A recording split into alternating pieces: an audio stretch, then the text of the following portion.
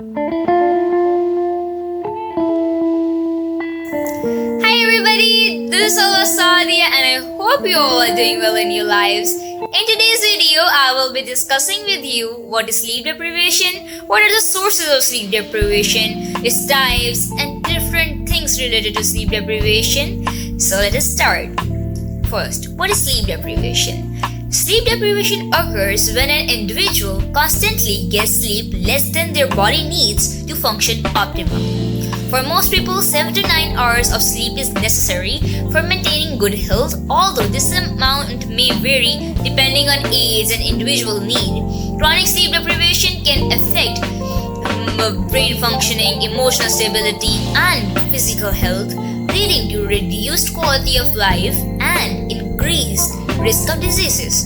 So before moving on, let us discuss that what is the requirement for different age groups to have recommended sleep hours. So for the newborns 0 to 3 months, it's 40 to 17 hours.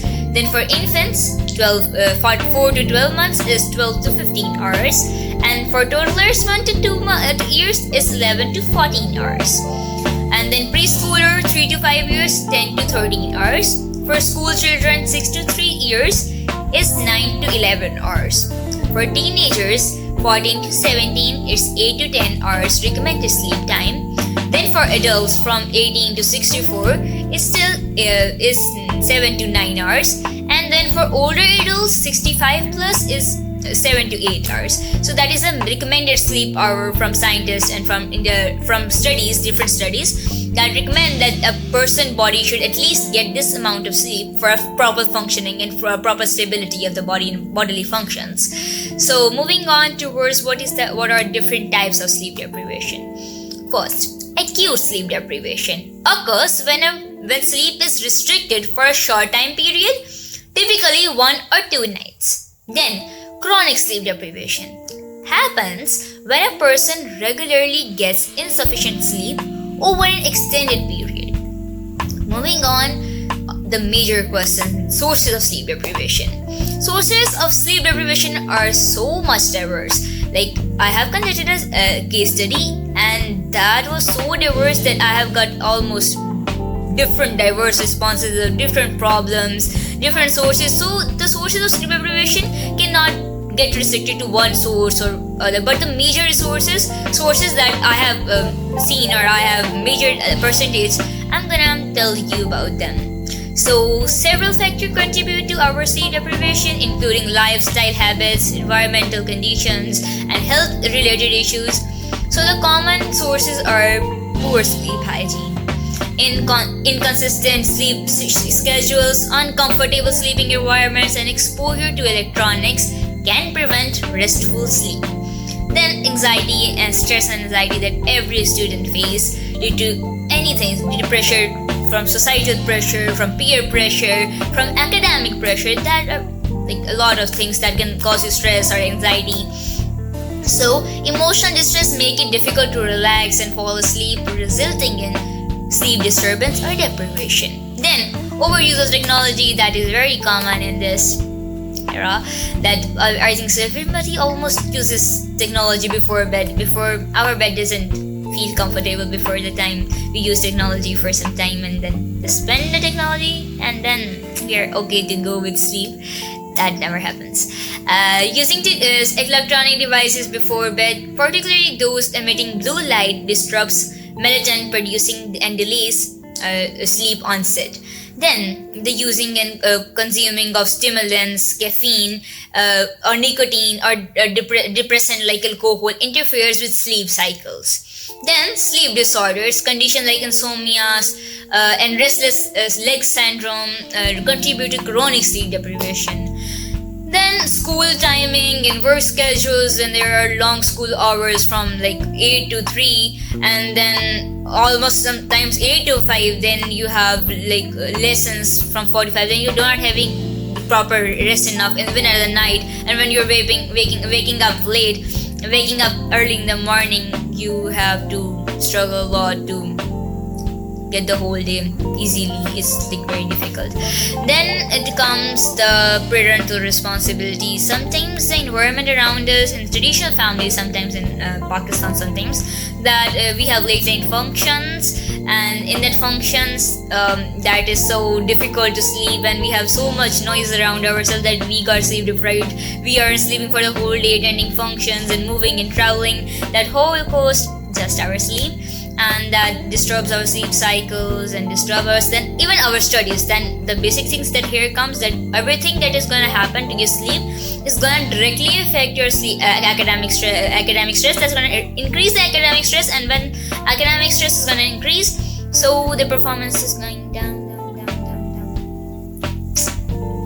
So moving on towards now the health impacts on students of the sleep deprivation. So sleep deprivation can severely impact students' health and academic performance.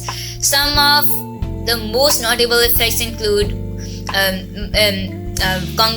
cognitive impairment, difficulty focusing, memory problems, and slower reaction time, which can harm learning and academic performance. Then mood disorder, that is very common among students. We getting irritate very easily, anxiety, and higher likelihood of depression, affecting social relationships and emotional well-being. Then weakened immune system. Students become more susceptible to illness like colds and flus. If we see physical health issues, so it increase in the longer term, it increase the risk of obesity, cardiovascular diseases, and type 2 diabetes. Then if we talk about behavior problems, sleep deprivation can lead to hyperactivity, impulsiveness, and aggressive behavior, causing disciplinary issue at school. That is major part of our every student life. So we moving on towards how we can control our sleep deprivation. To avoid or mitigate sleep deprivation, here are the important things that we can adopt to have a good sleep habits and routines. So here are the few plans that seems relaxing and seems good. First, establish a consistent sleep schedule. Go to bed early and wake up at the same time every day, even on weekends, to create a balanced routine.